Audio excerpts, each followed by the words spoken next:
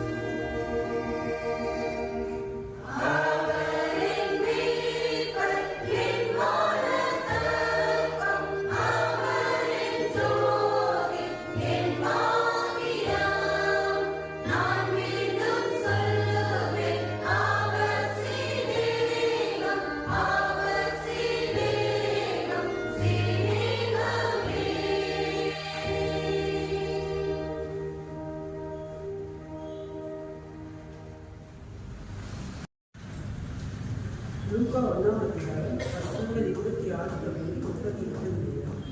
6ஆம் மாதத்திலே காபிரியேல் எழுதியது கலிலேயாவிலுள்ள நாசரேத் என்னும் ஊரில் தாவீதின் வம்சத்தானாகிய யோசேப்பு என்கிற நாமமுள்ள புருஷனுக்கு நியமிக்கப்பட்டிருந்த ஒரு கன்னிகையின் இடத்திற்கு தேவனாலே அனுப்பப்பட்டார். அந்த கன்னிகையின் பேர் மரியாள். அவள் இருந்த வீட்டில் தேவதூதன் பிரவேசித்து, கிருபை பெற்றவரே வாழ்க, கர்த்தர் உன்னுடனே இருக்கிறார், ஸ்திரீகளுக்குள்ளே நீ ஆசீர்வதிக்கப்பட்டவள் என்றார். அவளோ அவனை கண்டு அவன் வார்த்தையினால் கலங்கி இந்த வார்த்தைகள் எப்படிப்பட்டதோ என்று சிந்தித்துக் கொண்டிருந்தாள். தேவதூதன் அவளை நோக்கி, மரியாளே, பயப்படாதே, நீ தேவனிடத்தில் கிருபை பெற்றாய். இதோ நீ கர்ப்பவதியாகி ஒரு குமாரனை பெறுவாய். அவருக்கு இயேசு என்று பெயரிடுவாயாக. அவர் பெரியவராய் இருப்பார், உன்னதமானவருடைய குமாரன் எனப்படுவார். கர்த்தராகிய தேவன் அவருடைய பிதாவாகிய தாவீதின் சிங்காசனத்தை அவருக்கு கொடுப்பார். அவர் யாக்கோபின் குடும்பத்தாரை என்றென்றைக்கும் அரசாளுவார். அவருடைய ராஜ்யத்துக்கு முடிவிராது என்றார். அதற்கு மரியாள் தேவதூதனை நோக்கி, இது எப்படி ஆகும்? புருஷனை அறியேனே என்றார். தேவதூதன் அவளுக்கு பிரதியுத்தரமாக, பரிசுத்த ஆவி உன்மேல் வரும், உன்னதமானவருடைய பலம் உன்மேல் நிழலிடும். ஆதலால் உன்னிடத்தில் பிறக்கும் பரிசுத்தமுள்ளது தேவனுடைய குமாரன் என்னப்படும். இதோ உனக்கு இனத்தாளாய் இருக்கிற எலிசபெத்தும் தன் முதிர்வயதிலே ஒரு புத்திரனை கற்பம் தரித்திருக்கிறாள். மலடி எண்ணப்பட்ட அவளுக்கு இது 6ஆம் மாதம். தேவனாலே கூடாத காரியம் ஒன்றுமில்லை என்றான். அதற்கு மரியாள், இதோ நான் ஆண்டவருக்கு அடிமை, உன்னுடைய வார்த்தையின்படி எனக்கு ஆகக்கடவுது என்றாள். அப்பொழுது தேவதூதன் அவளிடத்திலிருந்து போய்விட்டார்கள் என்றார். நம்முடைய கால்களை சமாதானத்தின் வழியிலே நடத்தவும் அவ்விரக்கத்தினாலே உன்னதத்திலிருந்து தோன்றிய அருணோதயம் நம்மை சந்தித்திருக்கிறது என்றார். மத்தேயு 1:79. அப்பரலோகத்திலும் இப்பூமியிலும் புகழ்ச்சியும் பூமியிலே மகிமையும் ஒருமித்து பெற்ற அகிலத்தை ஆளும் ஆதீபன் அமலாதீபன் பிறந்தார் என்ற பாடலை கேட்போமா?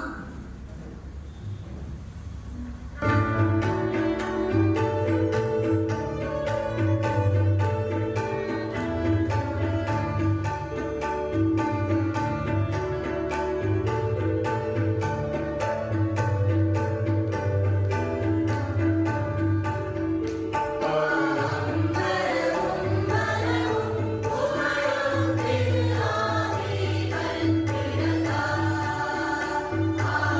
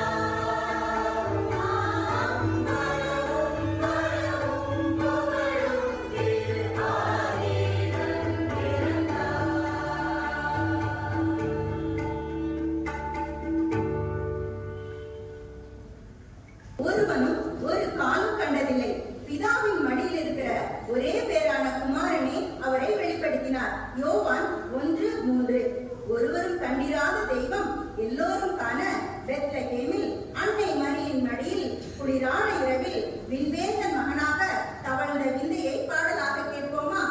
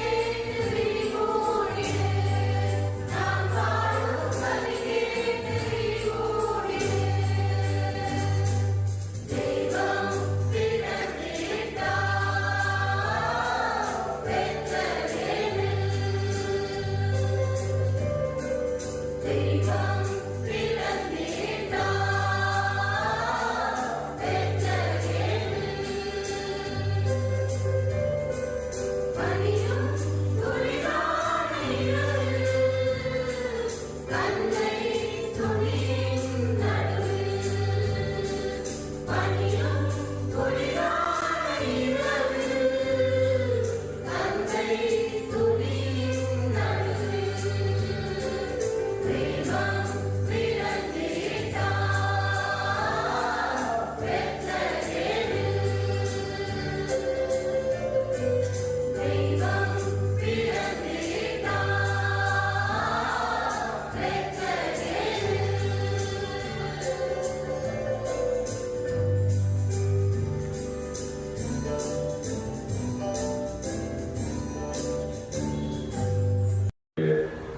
ஆலயத்தின் சார்பில் அன்போடு வாழ்த்து இப்பொழுது வரவேற்கிறோம். கரங்களை தட்டி வரவேற்கிறோம்.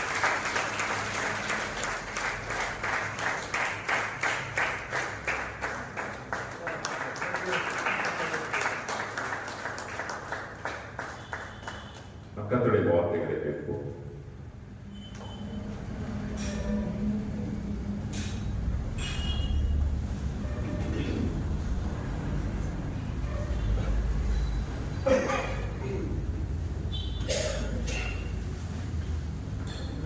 நம்முடைய பிதாவாகிய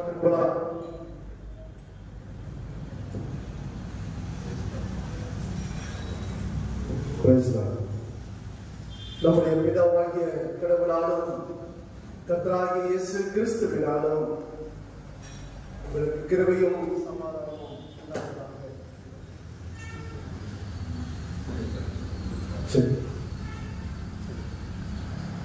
அன்புக்கு உரியவர்களே, எதிர்பாராத இந்த கிறிஸ்துமஸ் தீப ஆராதனையிலே ஆண்டுடைய வார்த்தையை பகிர்ந்து கொள்ளவும், நாளாய ஆராதனையில் கலந்து கொள்ளவும் ஆண்டவர்கள் கொடுத்த இந்த மாபெரும் தருணத்துக்காக முதலாவது நாள் அவருக்கு கோடி நன்றிகளையும் துதிகளையும் ஏறெடுக்கிறேன்.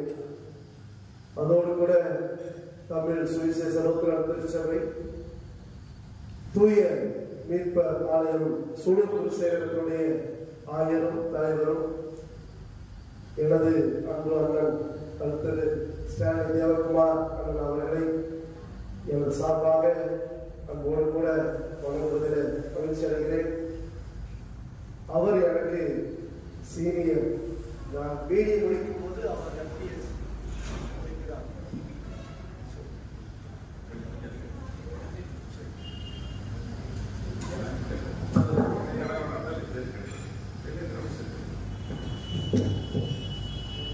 சரி, பேசலாம். ஆகவே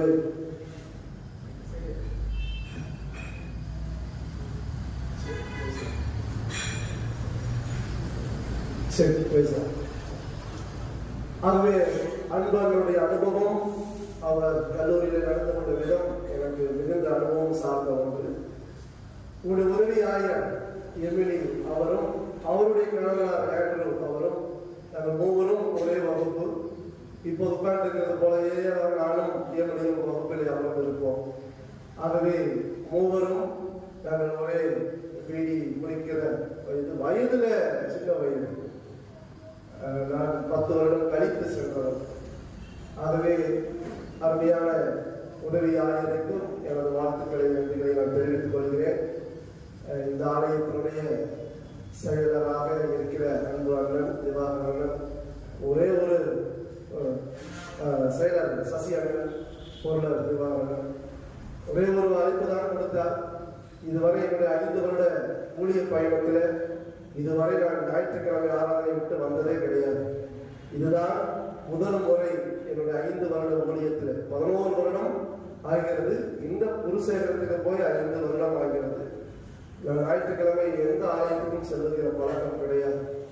ஒரே ஒரு அழைப்பு சூலூர் பிஎல்சி ஆலயத்திலிருந்து வந்தவுடன் அதை முழுமையாக ஏற்றுக்கொண்டேன். இன்று வரை மதியத்து வரை போராட்டம் தான். ஐயா நீங்க இல்லைன்னா எப்படிங்க?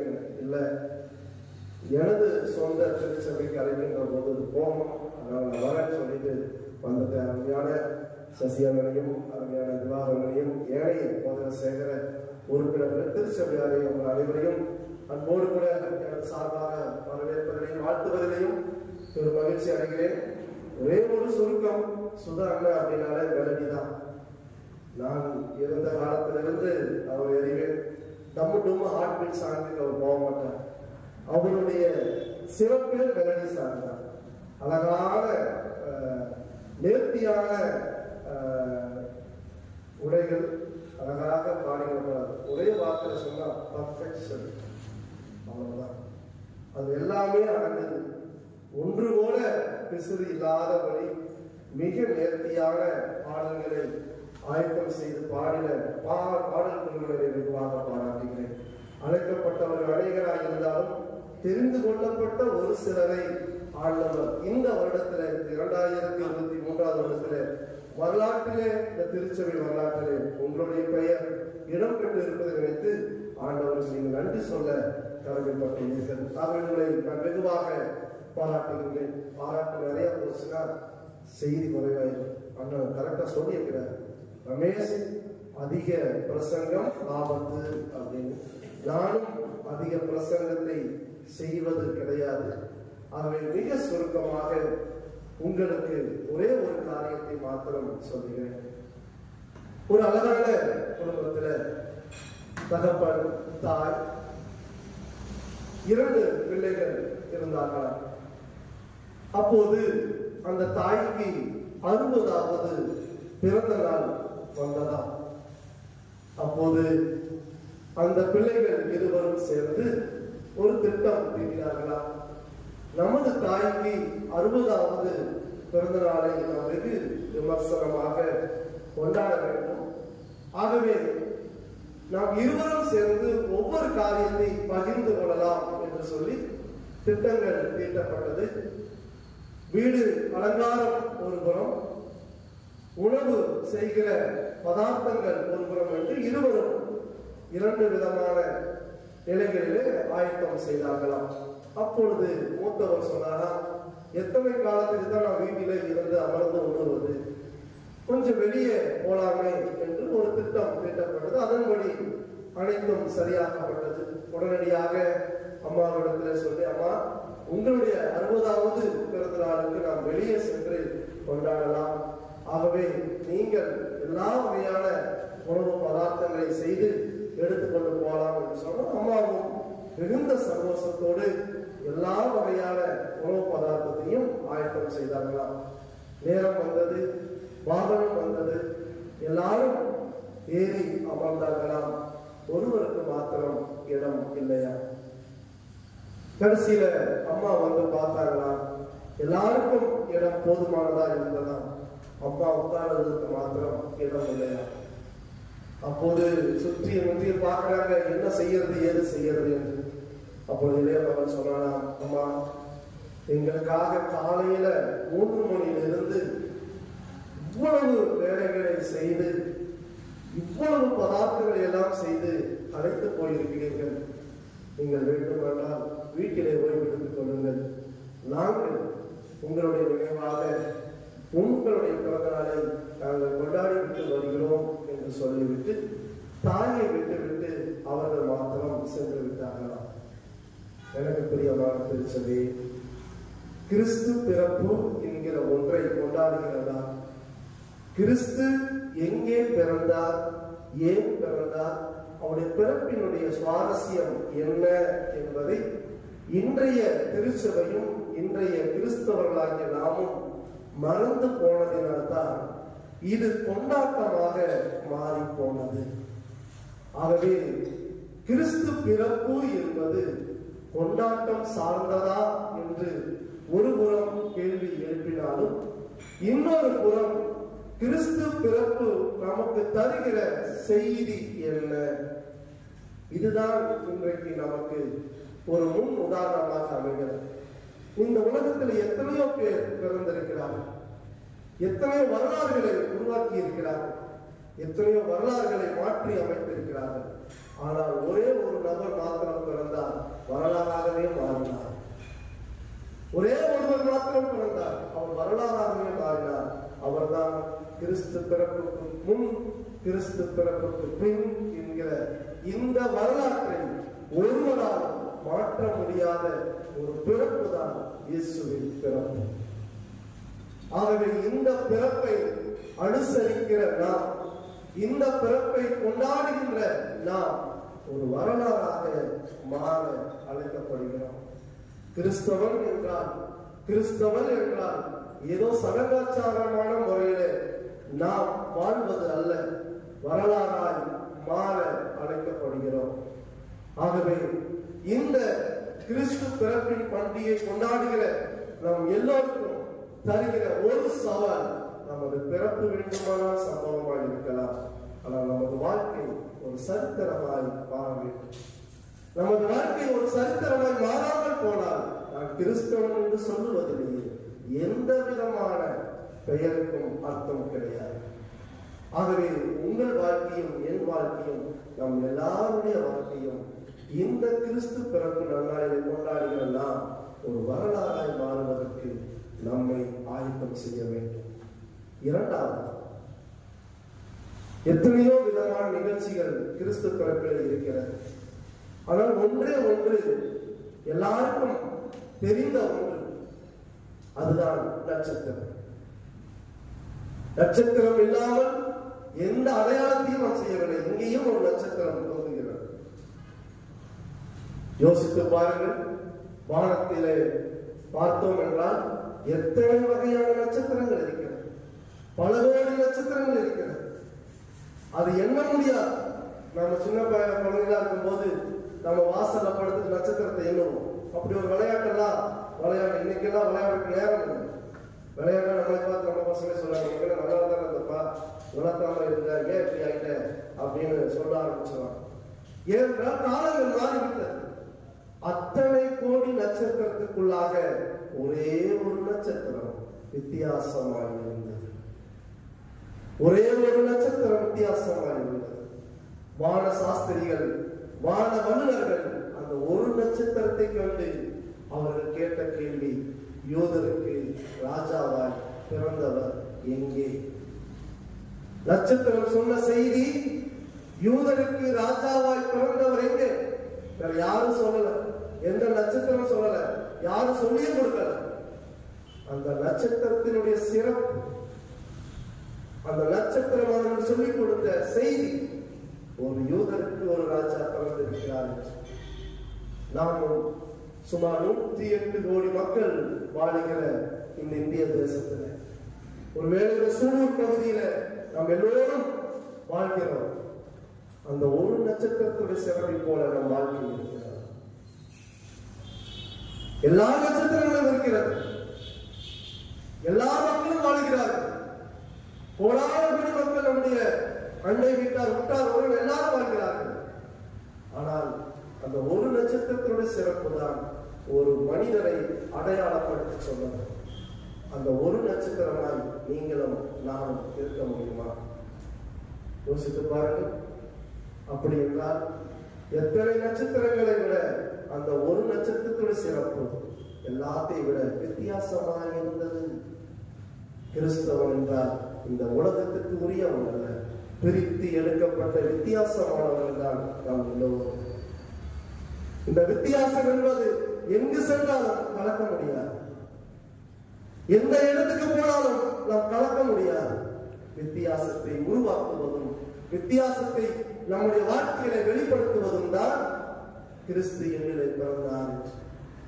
ஆகவே அந்த ஒரு நட்சத்திரமாய் நீங்களும் நானும் மாற முடியும். மூன்றாவதாக, இந்த கேண்டில் 2 விதமான தீபம் இப்பொழுது நடக்கிறது. தெரியுமா? ஒன்று, இதே காலத்துல நாம தீப ஆராதனை நடத்துகிறோம். இதே காலத்துல மகர ஜோதியும் ஏற்றுகிறார். 2 தீபமும் ஏற்றப்படுகிற ஒரு காலம் இந்த மார்கழி மாதம். அந்த தீபத்துக்கும் இந்த தீபத்துக்கும் வித்தியாசம் சொல்லுங்க பார்ப்போம். சாரா சொல்லுங்க. அந்த தீபத்துக்கும் இந்த தீபத்துக்கும் வித்தியாசம் என்ன?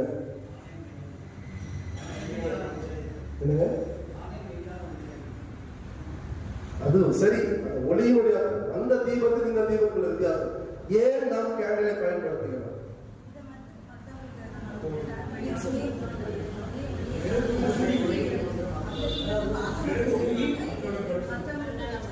வெகு சிவமான ஒன்று மெழுகு உருகி தான் இருந்த இடத்தை இழந்துவிட்டது. ஆனால் அந்த தீபம் என்ன மட்டும்தான் காலியாக தீபம் அப்படியே இருக்கு. ஆனால் இது மாத்திரமே தன்னுடைய முழு விதமான அந்த பவர், அந்த வெளிச்சத்தை தந்துட்டு தான் இருந்த இடம் இல்லாமல் போயிடும். அதுதான் மிஷனரி. இந்திய நாட்டுக்கு வந்து இருந்த இடம் தெரியாதபடி தன்னுடைய ஒளியை முழுவதும் இந்திய நாட்டுக்கு கொடுத்து விட்டு அவர்கள் போன இடம் தெரியாமல் போனார்கள். நீங்களும் நானும் இந்த வெளிச்சமாய் இப்பொழுது வாழ்ந்து கொண்டிருக்கிறோம். நீங்களும் நானும் அந்த வெளிச்சமாய் மிஷனரிகள் ஏற்றி கொடுத்த வெளிச்சமாய் இன்றைக்கு நாம் எரிந்து கொண்டிருக்கிறோம். அவர்கள் பற்றி வைத்த அந்த மெழுகு இல்லாமல் போய்விட்டது. ஆகவே இந்த வெளிச்சத்தை போல நீங்களும் நானும் இந்த உலகத்திற்கு இருக்கிற இடம் தெரியாமல் இருக்க வேண்டும். ஆண்டவரின் நாமத்தை மகிமைப்படுத்த வேண்டும். என்னிலே அப்படிப்பட்ட ஒளி வீசும் என்றால் கிறிஸ்து என்னிலே பிறந்தார் என்பதற்கு மிக மிக சாட்சியாக நாம் வாழ்வோம். எனக்கு அன்பான திருச்சபை, இன்றைக்கு மிகப்பெரிய சவால் கிறிஸ்தவத்துக்கு. 3 நாளைக்கு இந்த ஒரு வாரமா ஒரு வைரல் ஓடிட்டு இருக்குது. ஒரு மிகப்பெரிய நடிகர் சொன்னார், கிறிஸ்தவத்தில் இருந்து போர் அடிச்சு போச்சு அப்படின்னு. உங்களுக்கும் தெரியுமா? நிறைய விமர்சனங்களை அதுல நான் படிச்சேன். ஆனா ஒருத்தர் கூட அந்த விமர்சனம் அவர் சொன்னதுக்கு சரியான பதில சொல்லல. நான் கடைசியாக ஒரு பதிவை அந்த மீடியாவில் போட்டேன். அவர் கிறிஸ்தவனா இருந்தார், ஆனால் அவர் செயல்படவில்லை. செயல்பட்டு இருந்தால் அவர் உட்காருவதற்கு நேரம் கிடைத்திருக்கார், போர் அடிப்பதற்கு நேரம் கிடைத்திருக்கார். அவர் செயல்படாமல் கிறிஸ்துவை பார்த்து கொண்டே இருந்ததினால்தான் போர் அடித்து போட்டது. நீங்களும் நானும் உட்கார்ந்து அமர்ந்திருந்து ஆராதிப்பதும், அமர்ந்திருந்து பாடல் பாடுவதும், அமர்ந்திருந்து ஜெபிப்பதும் இருந்தால் போர் அடிக்கத்தான் செய்யும். கிறிஸ்து என்பவர் செயல்படக்கூடிய, அதனால்தான் நரிகளுக்கு குளிர் உண்டு, ஆகாயத்தின் பறவைகளுக்கு குளிர் உண்டு, மனுஷகுமாரனுக்கோ தலையை சாய்க்க இடமில்லை. அந்த அளவுக்கு தன்னுடைய வாழ்வை இந்த மண்ணுக்காக, தான் சார்ந்த மக்களுக்காக அவர் செயல்பட்டார். ஆகவே 24 மணி நேரமும் அவர் செயல்பட்டதினால் தான் இன்றைக்கும் இந்த கிறிஸ்தவம் என்பது எல்லா இடங்களிலும் வெளியேற்றப்பட்டு கொண்டிருக்கிறது. திருச்சபை, இந்த 2023 வருடத்திலே நீங்களும் நான் ஒரே ஒரு காரியம், நம்ம வீட்டுல ஒரு ஸ்டார் ஏற்றுறோம் இல்லைங்களா? எல்லாருடைய வீட்லயும் ஸ்டார் ஏற்றுறோம். எதற்காக ஏற்றுறோம்? எதற்கு ஸ்டார் ஏற்றுறோம் அப்படிங்களா? அடிப்படையே நம்ம இன்னும் ஸ்டார் ஏற்றுவதனுடைய சிறப்பு என்றால் இயேசு என் வீட்டில் பிறந்திருக்கிறார் என்றார். நம் வீட்டிலே ஸ்டார் ஏற்றுவது எதற்கு என்றால் என் வீட்டிலே இயேசு பிறந்திருக்கிறார் என்றார். அந்த அர்த்தத்தில் தான் இந்த ஸ்டாரை நம்ம ஏற்றோம். ஏனென்றால் இன்றைக்கும் கிறிஸ்தவத்தில் நாம் செய்கிற ஒவ்வொரு காரியமும் நமக்கு தெரியாமலே செய்கிறோம். அதனால்தான் நமக்குள்ளாக சண்டைகளும், நமக்குள்ளாக சச்சரவுகளும், நீ நான் என்கிற போட்டிகளும், பங்களிக்கிற பங்களிப்புகளில் நாம் கலந்து கொள்ளாமல் இருக்கிற நிறைய காரியங்களுக்கு காரணம் உண்மையான தன்மையை நாம் அறிந்து கொள்ளாமல் போனதுனால்தான். எனக்கு அன்பான திருச்சபை, சவால் நிறைந்த உலகத்தில கிறிஸ்தவத்தை நீங்களும் நாளும் சரியான முறையில் வாழாவிட்டால் கிறிஸ்துவை நாமே சிலுவையில் தினந்தோறும் அறைகிற கல்லர்களாய் மாறி போவோம். இன்றைக்கு திருச்சபைக்கு ஒரு மிகப்பெரிய சவால், கிறிஸ்தவருக்கு ஒரு மிகப்பெரிய சவால். நீங்களும் நாளும் அந்த சவாலை சரியான முறையில் வாழ கடவுள் நமக்கு கிருபையும் ஒத்தாசையும் செய்யட்டும். எங்களுக்கு அழகான ஒரு ஆசிரியர் இருந்தார், பேராசிரியர் பரட்டை என்கிற தியாப்ரஸ் அப்பாவு அவர்கள். இந்த காலத்துல இயேசுநாதர் வருவார் என்றால் வர முடியுமா அப்படின்னு ஒரு பாட்டு எழுதினாரு. பாட்டு போட்டியாச்சு, கிறிஸ்து மன்னவரும் வருவாரே நான் ஒரு அழகான ஒரு பாடல். இந்த பாட்டு என்ன சொல்லுது அப்படின்னா, ஆண்டவர் படைத்த இந்த உலகத்தை மனிதன் சுய லாபத்துக்காக அளித்திருக்கிறார். இப்போ ஒரு செய்தி தெரியுமா?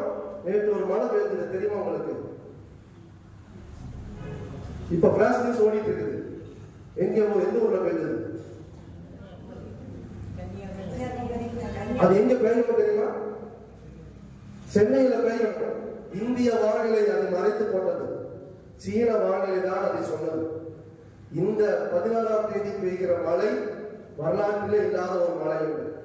அது சென்னைக்கு பெய்ய வேண்டிய மழை இப்ப தூத்துக்குடியில காசனைத்தெல்லாம் சாத்தாங்குளம் தனியாக மறக்குது. பிளாஸ் நியூஸ் ஓடிட்டு இருக்குது பாருங்க. இன்னும் ஓரிரு ஆண்டுக்குள்ளாக மிகப்பெரிய அழிவை சந்திக்க போகிறோம் என்று வானிலை ஆய்வாளர்கள் சொல்லியிருக்கிறார். கடல் மட்டம் உள்வாங்கும், தீவுகள் அனைத்தும் மூடப்பட வேண்டும். உலகம் மிகப்பெரிய மாற்றத்தை இன்றைக்கு நமக்கு சொல்லிக் கொடுத்திருக்கிறது. ஏனென்றால் மனிதனுடைய சுய எண்ணத்தினால், சுகபோக வாழ்க்கையினால் இன்றைக்கு இயற்கையை மாசுபடுத்தி ஆண்டவர் கொடுத்த உலகை பழுகி பெருகி பூமியை ஆண்டு கொள்ளும் என்கிற வாக்குத்தத்தத்தை கொடுத்தார். நாமோ பழுகி பெருகி பூமியை அழித்து ஆண்டு கொண்டிருக்கிறோம். அதனால் நமக்கு நாமே இப்படிப்பட்ட அழிவுகளை வருவித்துக் கொண்டிருக்கிறோம். ஒருவேளை இயேசுநாதர் வருவார் என்றால் எப்படி இருக்கும் என்றுதான் இந்த பாட்டு சொல்லுகிறது. கொஞ்சம் கோச்சுக்காங்க. 16 நாள் தொடர்ந்து ரவுண்ட்ஸ் போய் எல்லாம் முடிச்சுக்கிறது. கட்டை எல்லாம் ஒன்றும் வராதுங்க. அதனால நான் பேசுறேன் ஒழுங்கா பாட்டுன்னு கேட்கறாதுங்க. அதனால கட்டையெல்லாம் ஆகும். அதனால எந்த கட்டையில நான் வரணும் அந்த கட்டையை குடிச்சுங்க. மாட்டுக்கொட்டில் ரெடியாச்சு, ஆனா மாரியோ செப்பு வரலையே, ஏலேட்டாச்சு, பாதையிலே எது தடையாச்சு, அத பட்டுன்னு சொல் கருதனாச்சி, அத பட்டுன்னு சொல் கருதனாச்சி. காட்டடிச்சு பேப்பர் செஞ்சா மண் வரல, காஞ்ச புள்ளும் கிடைக்கல, பஞ்சம் குடி நீரும் இல்ல. காட்டடிச்சு பேப்பர் செஞ்சா மண் வரல, காஞ்ச புள்ளும் கிடைக்கல. பூச்சிக்கொல்லி மருந்தா காய்ச்சல் வந்து எம்பலா, பூச்சிக்கொல்லி மருந்தா காய்ச்சல் வந்து எம்பலா. கொச்சுதையா எந்திரிச்சு நிக்கவும் முடியல, நிக்கவும் முடியல. அன்னமரிய சுமந்து கொண்டு வர சக்தி இல்ல, அன்னமரிய சுமந்து கொண்டு வர சக்தி இல்ல. மனுச்சு இப்ப நமக்கு கிறிஸ்மஸ் இல்ல, கிறிஸ்மஸ் இல்ல, கிறிஸ்மஸ் இல்ல. வாக்குத்தொட்டில் வெளியாச்சு, இடையர் வரலையே, ஏலேட்டாச்சு, பாதையிலே எது தடையாச்சு,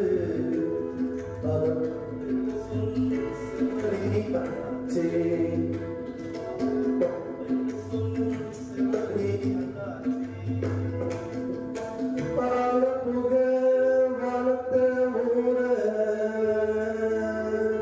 ஆட்டிடைய பார்த்திடக்கூட முடியலையே. பாலப்புக வானத்த மூட தூதர்களை ஆட்டிடைய பார்த்திடக்கூட முடியலையே. ஆன சத்தம் சூப்பர் ஜெட் போன சத்தம், பட்டணத்து சார சத்தம் தூதர்களின் பாட்ட மறைச்சதே. ஆட்டிடைய தூங்கி விட்டார், பாட்டவர்க்கு கேட்கவில்லை. ஆட்டிடைய தூங்கி விட்டார், பாட்டவர்க்கு கேட்கவில்லை. அதனால இப்ப நமக்கு கிறிஸ்மஸ் இல்ல, கிறிஸ்மஸ் இல்ல. பாட்டுக்கொட்டில் வெளியாச்சு, கிறிஸ்து மன்னவரும் வருவாரு, நான் நெருங்கிருச்சு. பாவிகளின் ஆட்சிக்கு வீழ்ச்சி, எல்லா படைப்புகளுக்கும் விடுதலை வந்தாச்சு, எல்லா படைப்புகளுக்கும் விடுதலை வந்தாச்சு. அன்புக்குரியவர்களே, மீண்டும் அன்பான வாழ்த்துக்கள். நிறைய காரியங்கள் என் மனதிலே அதிகமாய் ஓடுகிறது. ஆனாலும் ஆண்டவர் கொடுத்த அழகான இந்த வாழ்க்கை, ஆண்டவர் கொடுத்த அழகான இந்த ஊழிய தரிசனத்துல நாம் எல்லோரும் சேர்ந்து ஆண்டவர் கொடுத்த இறை அரசை கட்டுகிற உன்னதமான பணியை செய்து ஆண்டவருக்கு மகிமையாய் இந்த வாழ்க்கைக்கு உகந்த வாழ்க்கை வாழ கடவுளும் கிருபையும் ஒத்தாசையும் செய்வாராக. ஆமென்.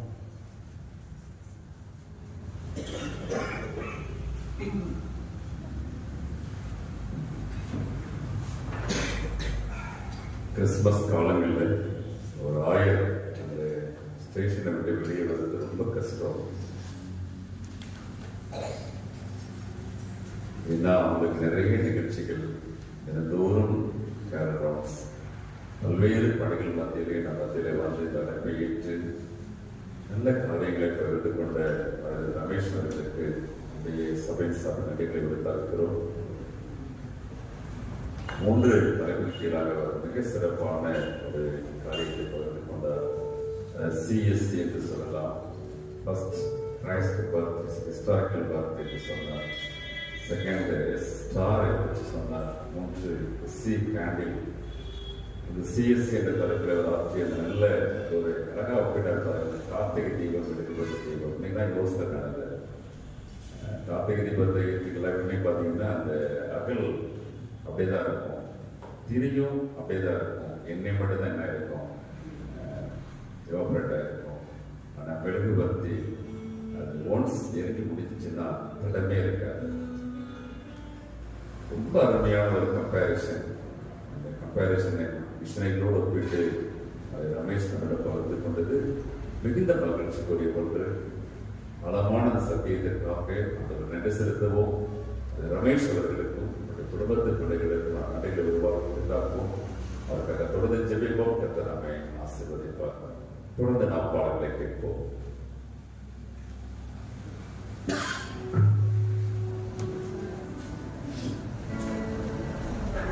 கிழக்கிலே அவருடைய நட்சத்திரத்தை கண்டு அவரை பணிந்து கொள்ள வந்தோம் என்ற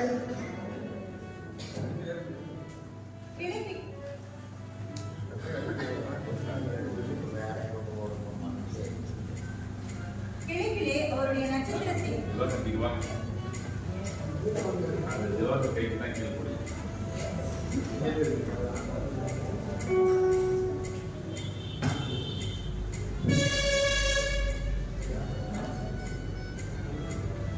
கிழக்கிலே அவருடைய நட்சத்திரத்தை கண்டு அவரை பணிந்து கொள்ள வந்தோம் என்றார்கள்.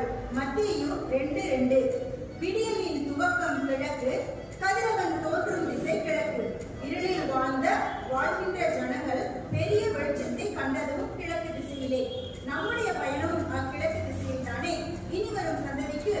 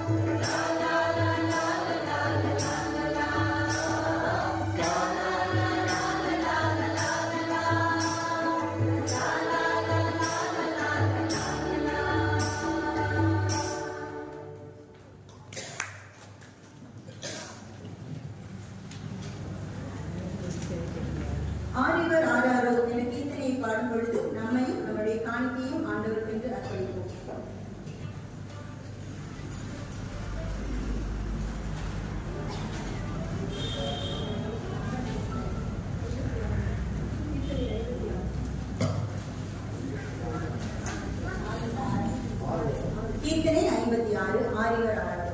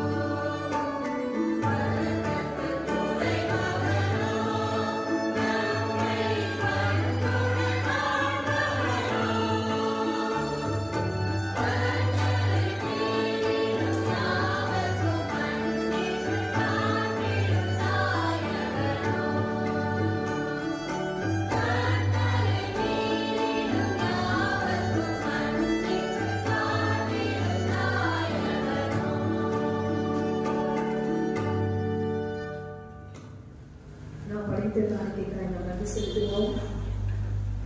கிருபையினாலே ரட்சிக்கப்பட்டீர்கள், இது உங்களால் உண்டானதல்ல, இது தேவனால் உண்டான நீதி என்று சொன்ன கர்த்தாவே, கருத்திலிருந்து நான் பெற்றுக்கொண்ட இந்த ஆசீர்வாதத்தை இதோ இந்த நாளிலேயும் உமக்கென்றும் இந்த திருநாமத்தின் மகிமைக்காய் நாங்கள் வைத்திருக்கிறோம். இந்த காரியத்தை ஏற்றுக்கொள்ளும் ஆசீர்வாதியும் மகிழ்ந்தறியும் உடைய திருநாமத்தின் மகிமைக்காய் இதை பயன்படுத்த வேண்டுமா என்று கேட்டுக்கொள்கிறோம். கொடுத்த கடன் ஒவ்வொருவரும் நிறைவான ஆசீர்வாதத்தை உடைய வாழ்வில் பெற்றுக்கொள்கிறார்கள் புரிய வேண்டும் என்று என் ஆண்டவரும் ரட்சகரும் ஆகிய இயேசு கிறிஸ்துவின் மூலம் வேண்டிக்கொள்கிறோம்.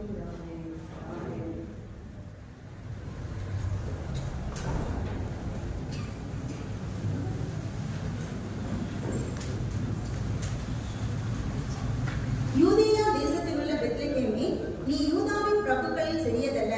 மத்தேயு 2:6. இது அந்நாட்களின் தீர்க்க தரிசனம். இன்று நாம் வாழும் ஊரே நமக்கு பெத்லகேம், நாம் உள்ளமே அவருக்கு முன்னனே. அங்கே இருக்கும் குழந்தையாய் காண நம்மையும் அழைக்கிறார்கள். ஆகும்.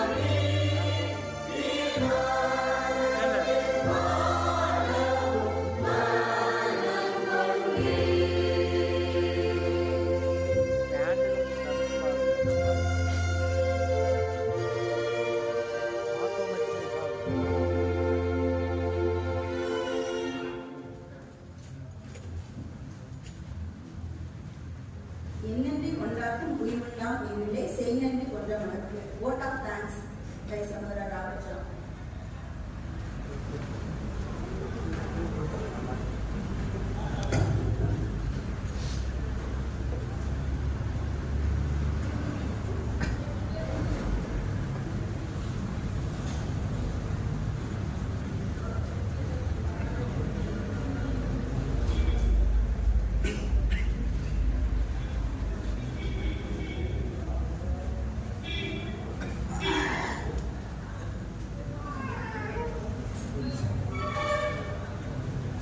கர்த்தருக்குள் பிரியமான சபை மக்கள் அனைவருக்கும் இயேசு கிறிஸ்துவின் இன்ப இனிய நாமத்தில் வாழ்த்துதல் தெரிவித்துக் கொள்கிறோம். இந்த நேரம் நன்றி உரை நேரம். நன்றி என்று சொல்வது, அதாவது நன்றி எப்போ சொல்லுவோம்னா, பணம் வாங்கிட்டு செய்யறோம்ல, வேற ஏதாவது கார்பரேட் ஒர்க்கோ வேற ஏதாவது ஒர்க்கு பண்ணிட்டு அதுக்கு பணம் கொடுக்குறோம்னா அவங்களுக்கு நன்றி சொல்றோம் இல்லை. ஆனாலும் இது எல்லாருமே முக்கியமாக நன்றி உரைங்கிறது முக்கியப்படுத்துகிறது எங்களுடைய பாடல்கள். காரணம், ஒரு மாத காலமாக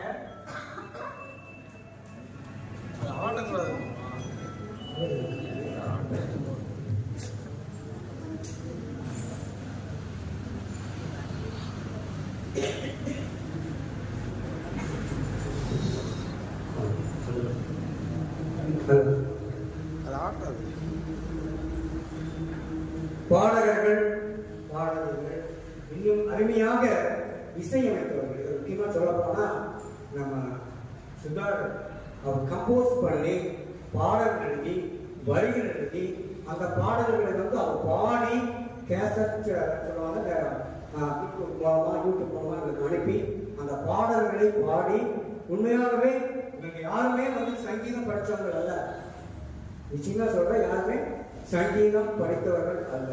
இன்னைக்கு எல்லா பாட்டுகளும் பாடியிருக்காங்க, பாடுவாங்க.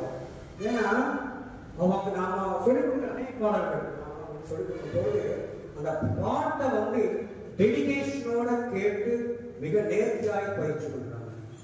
கிட்டத்தட்ட பயிற்சிக்கு இரவு 10:30 மேல கூட ஆகிருக்கு. அவங்க பூரா ஃபேமிலி, சிலர் தவிர மற்றவங்க ஃபேமிலி, குடும்பத்துக்கு சாப்பாடு செய்யணும், மற்ற காரியங்கள் செய்யணும்.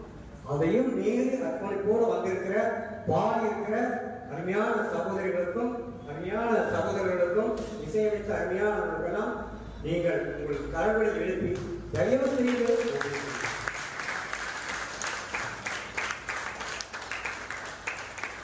இந்த மாலை நேரத்திலும் திட்டமிட்டபடி இந்த தீப கீத ஆராதனை சிறப்பாக நடைபெற உதவி செய்த தேவாதி தேவனாம் இம்மானுவேலுக்கு என்னாலும் துதியும் மகிமையும் உண்டாகட்டும். இடர்களாத பணியின் மத்தியிலும் இந்நாளில் இவ்வாராதனையில் கலந்து கொண்டு நம்மை வழிநடத்தின நம் ஆலயத்தின் சபைக்குழு ரெவரண்ட் ஸ்டான்லி தேவகுமார் ஐயா அவர்களுக்கு நன்றியை உரித்தாக்குகிறேன். நம்முடன் இருந்து நம்மை ஊக்கப்படுத்தி உறுதுணையாக இருந்து ஆலயத்தில் சேவை செய்து கொண்டிருக்கிற உதவி சபைக்குழு எம்எல்ஏ ஜெர்மனி அவர்களுக்கு மனமார்ந்த நன்றியை தெரிவித்துள்ளோம். இந்த விசேஷ நாளிலும் நம்முடைய கர்த்தருடைய வார்த்தைகளை பகிர்ந்து கொண்ட நம் மண்ணின் மைந்தர் ரெவரண்ட் ரமேஷ்குமார் அவர்களுக்கு என் நன்றியை தெரிவித்துக் கொள்கிறேன். இந்த தீபகீத ஆராதனை சிறப்பாக நடைபெற உழைத்திட்ட அனைவருக்கும், சபை சங்க உறுப்பினர்களுக்கும், இசை பயிற்சி வழங்கியவர்களுக்கும், பாடல் பயிற்சியில் பங்கேற்று என்னுடன் சேர்ந்து பாடிய பாடகர் குழுக்கள் ஒவ்வொருவருக்கும் எனது மனமார்ந்த நன்றியை தெரிவித்துக் கொள்கிறேன். நிகழ்ச்சிக்கான அனைத்து வேலைகளையும் பொறுப்பேற்று நடத்திய யூத் தம்பிமார்கள் அனைவருக்கும் நன்றியை தெரிவித்துக் கொள்கிறேன். அழகா தொடர்ச்சி நல்லா பார்த்து நான் பார்த்தே பாடிக்கிட்டு பயிற்சி வைக்க அவ்வளோ அழகாக நேர்த்தியா எல்லாத்துக்கும் அடிக்கடி சொல்ற வார்த்தை அர்ப்பணிப்போட டெடிகேஷனோட செய்திருக்கிறாங்க. உண்மையாகவே மனதார எல்லாரையும் பாராட்டு கர்த்தருக்கு மகிமை உண்டாவதாக. அதே போல கோயில்படை ஐயா அம்மா எங்கள் நிகழ்ச்சி நடந்துகிட்டு இருக்கோம், அப்படியே வருவாங்க, கடை பார்த்து எழுதுவாங்க, அந்த டீ போட்டு மேரி பிஸ்கெட்டு டீ எல்லாம் போட்டு எல்லாம் கொடுப்பாங்க. அது மிகப்பெரிய ஒரு சந்தோஷம். அதற்காக நம்ம கைதட்டி அவர்களுக்கு நன்றி செலுத்துவோம். அதே போல இங்க வந்து எல்லாம் என்னுடைய பாட்டு கேட்டு என் பாடல்களை கேட்டு அதை சந்தோஷப்படுத்தி எங்களை உற்சாகப்படுத்திய சபை மக்கள் அனைவருக்கும் ஸ்தோத்திரங்களையும் துதிகளையும் மனமார்ந்த நன்றிகளையும் தெரிவித்துக் கொள்கிறோம். நன்றி. இந்த நிகழ்ச்சியில ஒரே ஒரு காரணம் பார்க்கிறோம். மழை வந்தது. மழை வந்துச்சு, எப்படி வருவாங்கன்னு நினைச்சோம். மழை சற்று நின்றது. நமக்காக ஒரு இடைவெளி விட்டிருக்கிறது.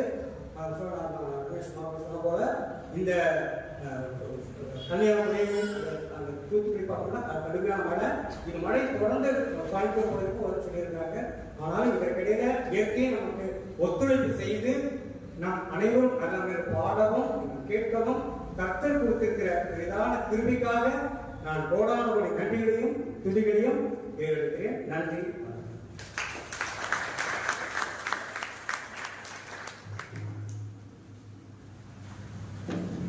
நாம் நிர்மூலமாகாமல் இருப்பது கர்த்தருடைய கிருபை. புலம்பல் 3:22. பால் பொங்கி வழிவதை பார்த்திருப்போம், கடல் பொங்க கேட்டிருப்போம், ஆனால் தேவ கிருபை பொங்கி வழிவதை பாடல் வழியாக பாட வைக்கிறோம்.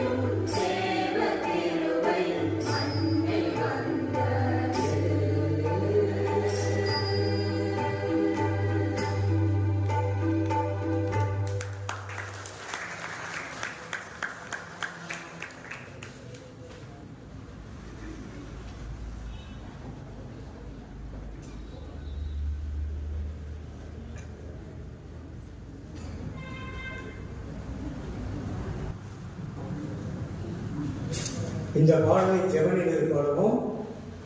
அனைவரும் கண்களை மூடி பாடுங்கள்.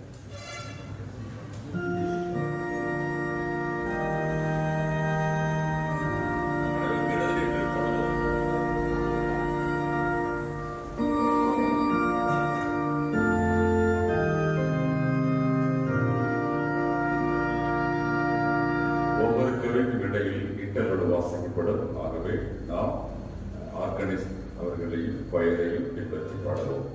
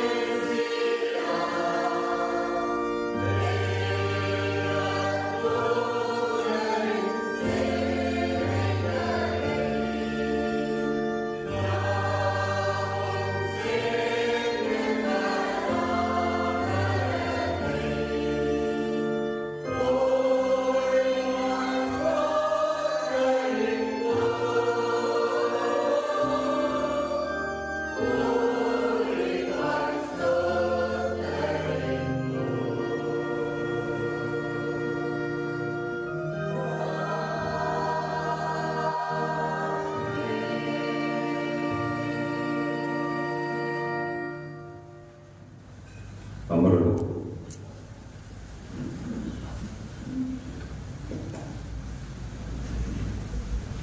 இந்த கொயர் இந்த ஆண்டு இவ்வளவு சிறப்பாக நடந்தமைக்க ஆண்டவர் என்று செலுத்துவோம்.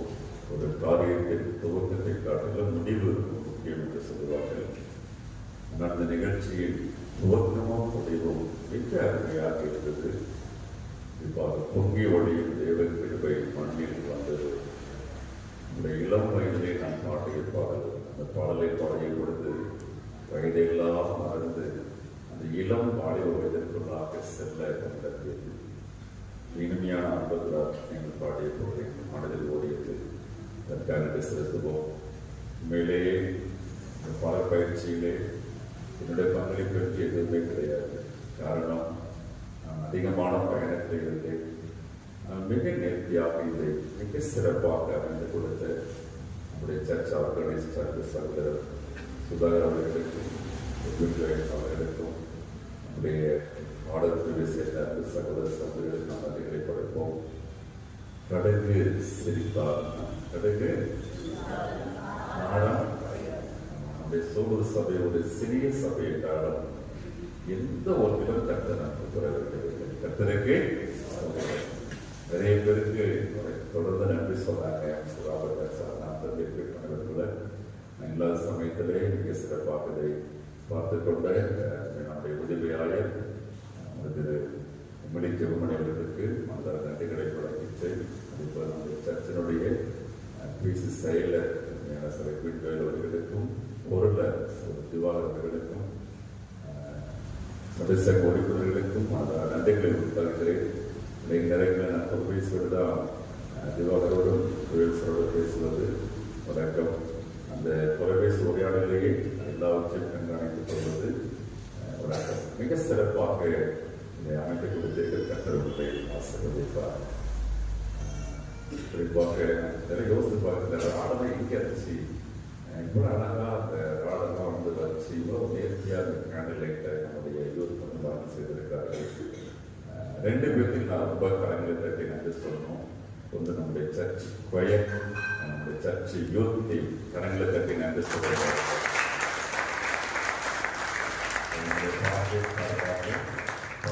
கமிட்டி சார்பாக மனதாரத்துறை வாழ்த்துகிறோம். கர்த்தருடைய ஆசீர்வதிப்பார். நம் அனைவரும் எழுந்து நின்று ஆண்டவனுக்கு ஜெபம் செய்வோம். தொடர்ந்து குரூப் போட்டோ இருக்கும். நாம் கர்த்தருடைய ஜெபம் செய்வோம். ஜெபம் ஆசீர்வாதத்தின் பிறகு நம்முடைய பெயர் கிறிஸ்துமஸ் வாழ்த்து பாடலை பாடுவார்கள். கண்களை ஜெபம் செய்வோம். உன்னதத்திலே தேவனுக்கு மகிமையும் பூமியிலே சமாதானமும் மனித பேரிலே பிரியமும் உண்டாவதாக என்று சொல்லி தேவனை குறித்து பாடினார்கள்.